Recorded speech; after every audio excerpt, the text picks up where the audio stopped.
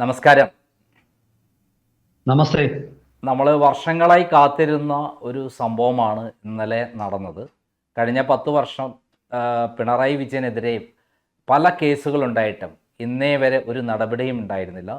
എന്നാൽ ഭരണം നഷ്ടപ്പെട്ടതോടെ ഇപ്പോൾ പിണറായി വിജയനെ കേന്ദ്രം ഒഴിവാക്കിയിരിക്കുന്നു എന്നുള്ളതാണ് നമ്മൾ മനസ്സിലാക്കേണ്ടത്. ഇന്നലെ പെട്ടെന്ന് മിന്നൽ വേഗത്തിലാണ് എൻഫോഴ്സ്മെൻറ്റ് റെയ്ഡ് നടന്നത്. ആ എൻഫോഴ്സ്മെൻറ്റ് റെയ്ഡ് നടന്നപ്പോൾ അതിനേക്കാൾ ചില ഭീകരമായ രംഗങ്ങളാണ് കേരളത്തിൽ കണ്ടത്. പോലീസിനെ നിർവീര്യമാക്കിക്കൊണ്ട് CPM-ൻ്റെ ഗുണ്ടകൾ അഴിഞ്ഞാടുകയായിരുന്നു. അവസാനം എൻഫോഴ്സ്മെൻറ്റ് ഉദ്യോഗസ്ഥന്മാർ റെയ്ഡ് കഴിഞ്ഞ് മടങ്ങിപ്പോകുമ്പോൾ തിരുവനന്തപുരത്ത് അവരുടെ കാറ് ആക്രമിക്കുകയും അതിനുള്ളിലുള്ള ആളുകൾക്ക് പരിക്കേൽക്കുകയും ചെയ്തിരിക്കുകയാണ്. മാത്രമല്ല ഇതിൽ പോലീസിൻ്റെ ഉന്നതരായ ഉദ്യോഗസ്ഥന്മാരാരും അവിടെ വരികയോ അത് തടയാൻ ശ്രമിക്കുകയോ ചെയ്യുന്നതായി കണ്ടില്ല. എന്താണ് ഇതിനെക്കുറിച്ച് അങ്ങേക്ക് പറയാനുള്ളത്? അധികാരത്തിന്റെ ഹുങ്കും അതുപോലെ സ്വാധീനശേഷിയും ഉപയോഗിച്ച് പിണറായി വിജയൻ എല്ലാ കാലവും അയാൾക്കെതിരെയുള്ള കേസുകൾ അട്ടിമറിച്ചിരുന്നു. ഇത് മറ്റാരെക്കാളും കൂടുതൽ അറിയാവുന്ന വ്യക്തിയാണ് അങ്ങ്. നിരന്തരം പിണറായി വിജയന്റെ അഴിമതി പുറത്തു കൊണ്ടുവന്ന് പോരാട്ടങ്ങളിൽ ഏർപ്പെട്ട വ്യക്തിയാണ്. തിക്തഫലങ്ങൾ അതിന്റെ തിക്തഫലങ്ങൾ അനുഭവിച്ചിട്ടുമുണ്ട്. ഇന്നലെ ഇന്നലത്തെ സംഭവം കാണുമ്പോൾ തോന്നുന്നത് ഇപ്പോഴും പിണറായി വിജയനാണോ കേരളത്തിലെ ആഭ്യന്തരമന്ത്രി എന്ന് നമ്മൾ സംശയിച്ചു. ദൗർഭാഗ്യവശാൽ 10 ദിവസമായുള്ള രമേശ് ചെന്നിത്തല ആഭ്യന്തരമന്ത്രിയായിട്ട് ഞാൻ അദ്ദേഹത്തെ വ്യക്തിപരമായിട്ട് നമുക്ക് കുറ്റപ്പെടുത്താൻ പറ്റില്ല. പക്ഷേ എങ്കിലും കൂടുതൽ ജാഗ്രത വേണം എന്നുള്ള ഒരു സൂചനയാണ് ഇന്നലെ തിരുവനന്തപുരത്ത് എൻഫോഴ്സ്മെന്റ് ഡയറക്ടറേറ്റ് ഉദ്യോഗസ്ഥന്മാർക്കെതിരെ CPM-ന്റെ ഗുണ്ടകൾ നടത്തിയ അഴിഞ്ഞാട്ടത്തിനും അവർക്കെതിരെ നടത്തിയ അക്രമവും അത് വെളിച്ചത്ത് കൊണ്ടുവരുന്നത് ഈ ഒരു സത്യമാണ്. ഇന്നലെ പോലീസ് നിഷ്ക്രിയമായിരുന്നു എന്ന് പറയുന്നത് വെറുതെ ഒരു രാഷ്ട്രീയ ആരോപണമോ ഊഹാപോഹമോ അല്ല. വ്യക്തമായ വസ്തുതകൾ ആ വിഷയത്തിലുണ്ട്. ഞാനൊരു 2-3 കാരണങ്ങൾ പറയാം കൃത്യമായിട്ട് എന്തുകൊണ്ടാണ് അങ്ങനെ ചിന്തിക്കാൻ എല്ലാവരും, മാധ്യമങ്ങൾ സഹിതം എല്ലാവരും പ്രേരിതമാകുന്നത് എന്നുള്ളത്. അതിനുശേഷം നമുക്ക് അതിൻ്റെ വിശദാംശങ്ങളിലേക്ക് കടക്കാം. ആദ്യമായിട്ട് ഇന്നലെ പോലീസ് പറയുന്നത്, ശ്രീ രമേശ് ചെന്നിത്തല തന്നെ പറഞ്ഞു പോലീസിനെ ഇത് അറിയിച്ചിരുന്നില്ല. അത് സത്യമായിരിക്കണം. കാരണം അവർ പരമാവധി രഹസ്യ സ്വഭാവം കാത്തു സൂക്ഷിക്കാനായിരിക്കണം ആ റെയ്ഡിന്റെ വിവരം പോലീസിനെ അറിയിക്കാതിരുന്നു. പക്ഷേ ഈ ED ഉദ്യോഗസ്ഥന്മാർ ഈ പ്രതിപക്ഷ നേതാവിന്റെ വസതിക്കുള്ളിൽ റെയ്ഡ് നടത്തുമ്പോൾ അല്ലെങ്കിൽ പരിശോധന നടത്തുമ്പോൾ പുറത്ത് 100 കണക്കിന് ആൾക്കാര് ആയുധങ്ങളുമായിട്ട് തടിച്ചുകൂടാൻ എന്തുകൊണ്ട് അനുവദിച്ചു? അവിടെ പോലീസ് ഉണ്ടായിരുന്നു. ആ പോലീസുകാർ ഈ വരുന്ന ആൾക്കാരെ അവർക്ക് ബ്ലോക്ക് ചെയ്യാമായിരുന്നു. പോലീസ് സാധാരണ എങ്ങനെയാണ് ചെയ്തത്? അവിടെ ബ്ലോക്ക് ചെയ്തില്ല. രണ്ടാമത് ഇവർ പുറത്തേക്ക് ആൾക്കാർ ഇറങ്ങിയപ്പോൾ പെട്ടെന്ന് എവിടുന്നോ ആൾക്കാർ ഓടിക്കൂടിയെന്നൊക്കെയാണ് പോലീസ് പറയുന്നത്. അതെന്താ, പോലീസ് ആദ്യമായിട്ടാണോ ഇങ്ങനെ ഒരു സ്ഥിതിവിശേഷം കൈകാര്യം ചെയ്യുന്നത്? തിരുവനന്തപുരത്ത് മുൻകാലത്തും ഇതുപോലുള്ള ഒരുപാട് സമരങ്ങൾ ഉണ്ടായിട്ടുണ്ട്. അന്നൊക്കെ പോലീസിന് ഇത് കൈകാര്യം ചെയ്യാൻ അറിയാം. ലോ ആൻഡ് ഓർഡർ കൈകാര്യം ചെയ്യാൻ അറിയാൻ വയ്യാത്ത ആൾക്കാരാണ് പോലീസിലെ ഉന്നത ഉദ്യോഗസ്ഥരെങ്കിൽ അവരെ മാറ്റിയിട്ട് ആ വിഷയത്തിൽ പരിചയസമ്പന്നരായ ആൾക്കാരെ തലസ്ഥാനത്ത് കൊണ്ടുവരണം. ഇപ്പോഴിരിക്കുന്ന കമ്മീഷണറും ദക്ഷിണ മേഖല IG-യും ഒക്കെ തന്നെ കഴിഞ്ഞ സർക്കാരിന്റെ കാലത്ത് അപ്പോയിന്റ് ചെയ്ത കാർത്തിക് എന്ന IPS ഓഫീസറാണ് Thiruvananthapuram city police commissioner. Sparjan കുമാറാണ് ദക്ഷിണ മേഖല IG. അങ്ങനെയെങ്കിൽ ഇവരെ മാറ്റണം. ഇതാണ് എനിക്ക് പറയാനുള്ളത്. ഒന്നാമത്തെ വിഷയം.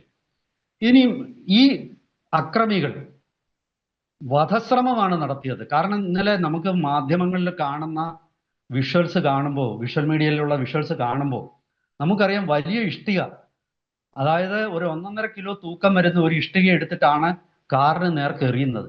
ഒരു തവണ അത് ഗ്ലാസിൽ തട്ടിയിട്ട് പിറകോട്ട് വന്ന് വീണ്ടും അതെടുത്തു. എന്നിട്ട് ഈ അക്രമികൾ അഭയം തേടിയത് CPM-ന്റെ പാളയം ലോക്കൽ കമ്മിറ്റി ഓഫീസിലാണ്, ഏരിയ കമ്മിറ്റി ഓഫീസിലും ഒക്കെ ആയിട്ടാണ്. അവിടെ പോലീസ് വളരെ ലജ്ജാകരമായിട്ട് CPM-ന്റെ മുന്നിൽ വളരെ പഞ്ചപുച്ഛം അടക്കി നിൽക്കുന്ന ഒരു കാഴ്ചയാണ് ഇന്നലെ നമ്മൾ മാധ്യമങ്ങളിലൂടെ കണ്ടത്. ഇവിടെ സുവർണ ക്ഷേത്രത്തിനുള്ളിൽ കയറിയിട്ട് അറസ്റ്റ് ചെയ്ത ചരിത്രമുണ്ട്. കണ്ണൂർ തന്നെ പാർട്ടി ഓഫീസുകളിൽ കയറിയിട്ട് അക്രമികളെ അറസ്റ്റ് ചെയ്ത ചരിത്രമുണ്ട്. അപ്പോൾ ഇപ്പോൾ നമ്മുടെ പിന്നെ എന്താണ് രക്ഷാപ്രവർത്തനത്തിന്റെ വിഷയത്തിൽ അന്വേഷണത്തിന്റെ ചുമതലയുള്ള ഓഫീസർ ഉണ്ടല്ലോ, അദ്ദേഹത്തിന്റെ പേര് ഞാൻ മറന്നുപോയി. അദ്ദേഹം പാർട്ടി ഓഫീസിൽ കയറി പ്രതികളെ അറസ്റ്റ് ചെയ്തിട്ടുണ്ട്. CPM-ന്റെ ഓഫീസ് എന്ന് പറയുന്നത് എന്താ, ആരാധനാലയമാണ്. ഷൗക്കത്ത് അലി. അക്രമികൾക്ക് അവിടെ ഷൗക്കത്ത് അലി, അതെ, ആ ഷൗക്കത്ത് അലിയെ പോലുള്ള ആൾക്കാർ പാർട്ടി ഓഫീസുകളിൽ കയറിയിട്ട് അക്രമികളെ അറസ്റ്റ് ചെയ്തിട്ടുണ്ട്. അവർക്കൊന്നും പാർട്ടിയുടെ പ്രീതി കിട്ടിയിട്ടില്ല എന്നുള്ളതും നല്ല പോസ്റ്റിംഗ് കൊടുക്കില്ല എന്നുള്ളതും വേറെ കാര്യം. പക്ഷെ അങ്ങനെയും ഓഫീസർമാരുണ്ട് കേരള പോലീസിൽ. പാർട്ടി ഓഫീസ് എന്ന് പറയുന്നത് പരമപവിത്രമായ സ്ഥാനം. അങ്ങനെ ആണെങ്കിൽ അക്രമികളെ അങ്ങോട്ട് കയറ്റരുത്. പാർട്ടി ഓഫീസ് നേതാക്കന്മാർ പറയുന്ന പോലെ പരമപവിത്രം ആയ പിന്നെ ഒരു സ്ഥാനമാണെങ്കിൽ തീർച്ചയായിട്ടും അവിടേക്ക് അക്രമികളെ പ്രവേശിപ്പിക്കാൻ അനുവദിക്കരുത്. പിന്നെ അപ്പോ ആ കാര്യത്തില് ഇനി മൂന്നാമത്തെ വിഷയം, അവിടെ കൂടിയിരുന്ന CPM, അതായത് ഈ പിന്നെ ED ഉദ്യോഗസ്ഥന്മാർക്കെതിരെ ജനക്കൂട്ടം വന്നപ്പോൾ അവിടെ കൂടിയിരുന്ന ആൾക്കാരിൽ CPM-ന്റെ പരമോന്നത നേതാവെന്ന് കേരളത്തിലെ പിന്നെ പാർട്ടി സംസ്ഥാന സെക്രട്ടറി MV ഗോവിന്ദൻ, അതുപോലെ മുൻ മന്ത്രി V Sivankutty, Palayam local committee secretary, area committee secretary, SFI സംസ്ഥാന പ്രസിഡന്റ് തുടങ്ങിയ ആൾക്കാരെല്ലാം ഉണ്ടായിരുന്നു. ഇവരൊന്നും കേസിൽ പ്രതി ചേർക്കപ്പെട്ടിട്ടില്ല. ഇവരുടെ അനുവാദമില്ലാതെ ആണ് അവിടെ ഈ അക്രമം നടന്നെങ്കിൽ അക്രമികളെ തള്ളിപ്പറയാൻ CPM സംസ്ഥാന നേതൃത്വം തയ്യാറാകണം.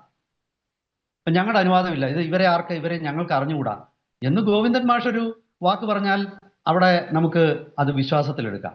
അതായത് ഇവരെ പോലീസ് കൈകാര്യം ചെയ്യട്ടെ. പക്ഷെ അങ്ങനെ അല്ലല്ലോ പറയുന്നത്. അപ്പോ ഇതിലൊക്കെ CPM സ്വീകരിച്ച നിലപാട് മാത്രമല്ല പിണറായി വിജയൻ പുറത്തു വന്നിട്ട് പറഞ്ഞിട്ടുള്ളത്, കണ്ടില്ലേ എന്നെ സപ്പോർട്ട് ചെയ്യാൻ വന്നിരിക്കുന്ന ആളുകൾ എന്നാണ് പറഞ്ഞത്. തീർച്ചയായിട്ടും എരുതിയിൽ എണ്ണ ഒഴിക്കുന്ന നിലപാടാണ് പിണറായി സ്വീകരിച്ചത്. അതെ, മുമ്പ് പറഞ്ഞ ഇരട്ടച്ചങ്ങനാണ്, ഊരിപ്പിടിച്ച വാളിന്റെ ഇടയിൽ കൂടെയാണ് ഞാൻ യാത്ര ചെയ്തിരുന്നത്. എന്നാൽ ഇവിടെ ജനക്കൂട്ടത്തെ കൊണ്ടുവന്ന് ആണ് അദ്ദേഹം ഈ കാര്യങ്ങളൊക്കെ നടത്തിയിരിക്കുന്നത്. അതായത് ഇത് പോലീസ് അറസ്റ്റോ അല്ലെങ്കിൽ ED അറസ്റ്റോ അദ്ദേഹത്തിനെ മർദ്ദിക്കുകയോ ഒന്നും ചെയ്തിട്ടില്ല. അവിടെ കയറി അവിടെ ഒരു പരിശോധന വീട്ടിൽ നടത്തി എന്ന് മാത്രമേ ഉള്ളൂ. അതെല്ലാ നിയമ നടപടികളുടെയും ബലത്തിലും അടിസ്ഥാനത്തിലുമാണ് നടത്തിയത്. ഇവിടെ പലപ്പോഴും നമ്മൾ ചിന്തിക്കേണ്ടത്, ഈ കേസ് പല കോടതികളിലും വീണയ്ക്കെതിരായിട്ട് വിധി ഉണ്ടായിട്ടുണ്ട്. കർണാടക ഹൈക്കോടതിയിൽ SFIO സീരിയസ് ഫ്രോഡ് ഇൻവെസ്റ്റിഗേഷൻ ഓഫീസിന്റെ അന്വേഷണം നിർത്തിവെക്കണമെന്ന് ആവശ്യപ്പെട്ട് കർണാടക ഹൈക്കോടതിയിൽ പോയപ്പോൾ കർണാടക ഹൈക്കോടതി ആ ആവശ്യം തള്ളിക്കളഞ്ഞു. SFIOയുടെ അന്വേഷണം നിർത്തിവെക്കാൻ എന്ന കാര്യത്തിൽ അന്വേഷണം തള്ളിക്കളഞ്ഞു. അതുപോലെ തന്നെ ഈ കുറ്റപത്രം സമർപ്പിക്കുന്നതിനെയും തടയാൻ വേണ്ടി ഡൽഹി ഹൈക്കോടതിയിലെ നിരന്തരമായി ഏറ്റവും ചെലവേറിയ അഡ്വക്കേറ്റുമാരെ ഉപയോഗിച്ച് വാദിക്കുകയും, പക്ഷെ അവിടെയും പൂർണ്ണമായിട്ട് വിജയിക്കാൻ പറ്റിയില്ല. ഭാഗികമായിട്ട് പിണറായിയുടെ മകള് വീണ വിജയൻ വിജയിച്ചു. ഏറ്റവും ഒടുവിൽ കേരള ഹൈക്കോടതിയുടെ സ്റ്റേ ഓർഡർ വെക്കേറ്റ് ചെയ്യപ്പെട്ടു.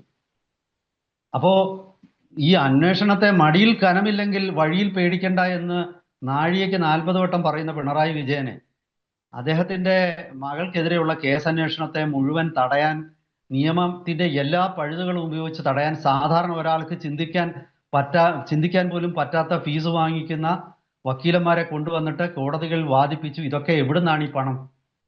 ഈ പണവും ഈ പേരുദോഷവും മുഴുവൻ കേൾക്കേണ്ട ഗതികേട് CPIM പോലൊരു രാഷ്ട്രീയ പ്രസ്ഥാനത്തിനുണ്ടോ? ഇന്നലെ ആരുടെ മുഖമാണ് വികൃതമാക്കപ്പെട്ടത്? വികൃതമാക്കപ്പെട്ടത് CPM-ന്റെ മുഖമാണ്.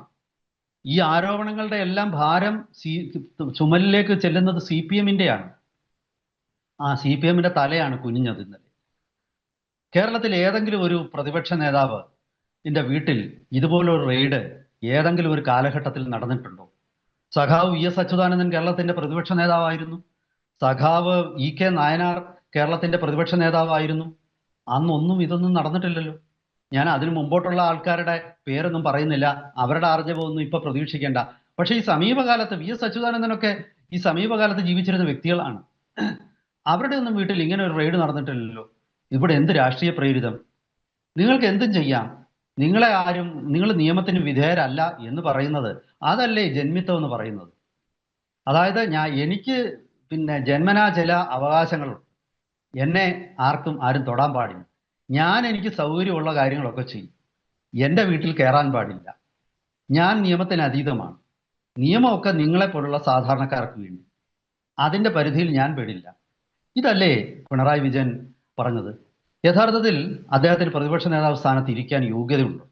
എന്റെ വളരെ ഒരു ന്യായമായ സംശയമാണ്. ഇന്നലത്തെ ഈ സംഭവങ്ങൾ ചൂണ്ടിക്കാണിക്കുന്നത് കേരള പോലീസിൽ ഇപ്പോഴും CPM-നെ ഭയക്കുന്ന അല്ലെങ്കിൽ CPM-ന്റെ സ്വാധീന വലയത്തിൽ പെടുന്ന ഓഫീസർമാരുണ്ടെന്നല്ലേ? രമേശ് ചെന്നിത്തല ഇക്കാര്യം ഈ കാര്യത്തിൽ ഇന്നലെ പറഞ്ഞ ആ പ്രസ്താവന നമുക്ക് അംഗീകരിക്കാൻ പറ്റുന്ന കാര്യമാണ്. അദ്ദേഹം പറഞ്ഞത് ഞങ്ങൾക്ക് യാതൊരു വിവരം കിട്ടിയില്ല, അതുകൊണ്ടാണ് ഇങ്ങനെയൊക്കെ ഉണ്ടായതെന്ന്. അതൊരു വസ്തുതാപരമാണോ സത്യത്തിൽ? ഇന്നലെ രാവിലെ മുതൽ എല്ലാ സ്ഥലത്തും ഇങ്ങനെ ഗുണ്ടകൾ വന്ന് കൗട്ടം കൂടുന്നതും മുദ്രാവാക്യം വിളിക്കുന്നതും പരസ്യമായി അത് വലിയ കേരളത്തിൽ ഒരു ക്രമസമാധാന അന്തരീക്ഷം തകരുന്നതും നേരിട്ട് കണ്ടുകൊണ്ടിരിക്കെ ഓൺ ദ സ്പോട്ട് അവിടെ ബാരിക്കേഡുകൾ കൊണ്ടുവന്ന് തടയുകയും ഇവരെ അവിടുന്ന് അറസ്റ്റ് ചെയ്ത് നീക്കുകയും ചെയ്യേണ്ട ഉത്തരവാദിത്തം ഉണ്ടായിരുന്നില്ലേ? എന്നിട്ട് അതിൻ്റെ ഇടയിൽ അവസാനം പോലീസ് പിന്നെ പോലീസിൻ്റെ ഈ ജനക്കൂട്ടത്തിൻ്റെ ഇടയിലേക്ക് പോലീസ് തന്നെയല്ലേ ഇവരെ തള്ളിവിടുന്നത്? ശരിക്കും പോലീസല്ലേ ഇതിൻ്റെ യഥാർത്ഥ കുറ്റവാളികൾ? തീർച്ചയായിട്ടും എനിക്ക് വ്യക്തിപരമായിട്ട് രമേശ് ചെന്നിത്തലയോട് വലിയ ബഹുമാനം ഉണ്ടെങ്കിലും ഇന്നലെ അദ്ദേഹത്തിന്റെ പ്രസ്താവന സത്യം പറഞ്ഞാൽ എന്നെ നിരാശപ്പെടുത്തി, വളരെയധികം നിരാശപ്പെടുത്തി എന്ന് പറയാതിരിക്കാൻ നിർവാഹമില്ല. കാരണം ഒരു ആഭ്യന്തരമന്ത്രി പറയാൻ പാടില്ലാത്തതാണ്. ഈ സംസ്ഥാനത്ത് എന്ത് നടന്നു എന്നുള്ളത് പോലീസ് സ്റ്റേഷനിൽ കൊണ്ടൊരു റിപ്പോർട്ട് കൊടുക്കാതെ പോലീസ് അറിയത്തില്ല എന്ന് പറഞ്ഞാൽ അതിനാണ് ഇന്റലിജൻസ് ഫെയിലിയർ എന്ന് പറയുന്നത്. ആ ഇന്റലിജൻസ് ഫെയിലിയർ ആണ് ഇന്നലെ അവിടെ സംഭവിച്ചത്. അങ്ങനെ ശ്രീ രമേശ് ജി പറഞ്ഞത് ശരിയാണെങ്കിൽ അവിടെ ഒരു ഇന്റലിജൻസ് ഫെയിലിയർ സംഭവിച്ചു. ആ ഇന്റലിജൻസ് ഫെയിലിയറിന് ഇന്റലിജൻസിന്റെ ചുമതലയുള്ള DGP അല്ലെ ADGP ആരാണെന്ന് വെച്ചാൽ അവർ മറുപടി പറയണം. അത് ഒന്നാമത്തെ വിഷയം. ഇനി കേന്ദ്ര ഇന്റലിജൻസ് പറഞ്ഞോ. പുറത്തുവിട്ടിരിക്കുന്ന വിവരം അത് തന്നെയാണ്. കേരളത്തിലെ പോലീസ് പരാജയപ്പെട്ടു, ആഭ്യന്തര വകുപ്പ് പരാജയപ്പെട്ടു എന്നുള്ള റിപ്പോർട്ടാണ് ഇപ്പോൾ പുറത്തു വന്നിരിക്കുന്നത്. അങ്ങനെ ഒരു ആരോപണം ഉന്നയിക്കാൻ ഒരാൾക്ക് അവസരം കൊടുക്കാൻ പാടില്ലായിരുന്നു എന്നാണ് എനിക്ക് പറയാനുള്ളത്.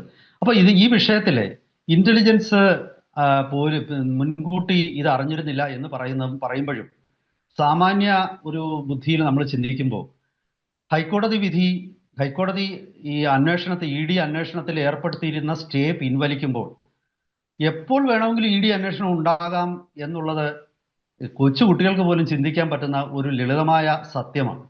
ആ ലളിതമായ സത്യം പോലീസിന്റെ മേധാവികൾ ചിന്തിച്ചില്ല എന്ന് പറയുന്നത് അവർ ഉത്തരവാദിത്തത്തിൽ നിന്ന് ഒളിച്ചോടാൻ പറയുന്ന ഒരു കള്ളമല്ലേ? എനിക്ക് അങ്ങനെയാണ് തോന്നുന്നത്. അത് ഇനി മറ്റൊരു കാര്യം അങ്ങ് ചൂണ്ടിക്കാണിച്ച ഒന്നുകൂടെ ഞാൻ പറഞ്ഞിട്ട് നിർത്താം. അതായത് അങ്ങ് ചൂണ്ടിക്കാണിച്ചല്ലോ, അവിടെ ഇത്രയും വലിയ ഒരു ആൾക്കൂട്ടം സംഘടിച്ചെത്തി നിൽക്കുന്നു, അവരുടെ കയ്യിൽ കല്ലും മറ്റു വടിയും ഒക്കെയുള്ള ആയുധങ്ങളുണ്ട്. ഇതൊക്കെ മീഡിയ രാവിലെ തൊട്ട് റിപ്പോർട്ട് ചെയ്യുകയാണ്.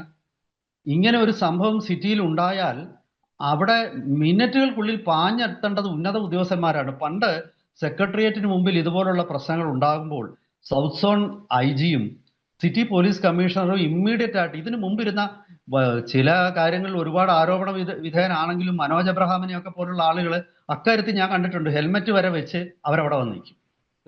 ഹെൽമെറ്റ് മുന്നിലാണ്.